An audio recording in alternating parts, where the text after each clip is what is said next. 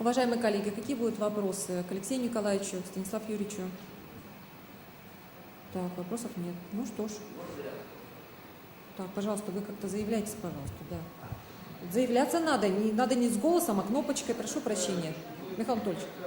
Сказали быстро, я не успел нажать, а вы сказали, все, вопросов нет. Поэтому, чтобы Прошу прощения, спровоцировать вы не знаете вас на процедуру, дальнейшие действия, я новичок. пришел с голосом. У меня вопрос такой. В средствах массовой информации в свое время,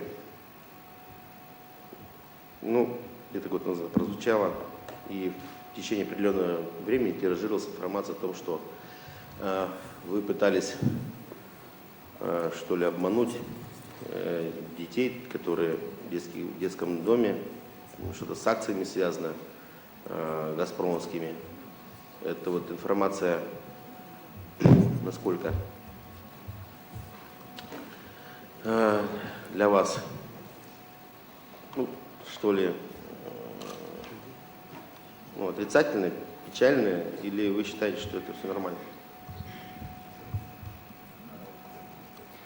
Уважаемые депутаты, Мария Дмитриевна, спасибо за вопрос.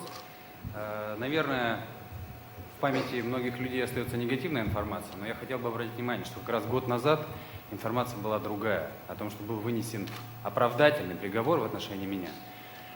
И этим приговором подтверждено не только факт отсутствия и ущерба, и вреда тем лицам, вот о которых вы говорите, о детях, о сиротах, а именно о том, что я как раз помогал им получать права на эти акции, и то решение суда первоначальное, Сыктывкарское, которое состоялось, дало дорогу для десятков и, может быть, сотен интернатовцев получить права на эти акции.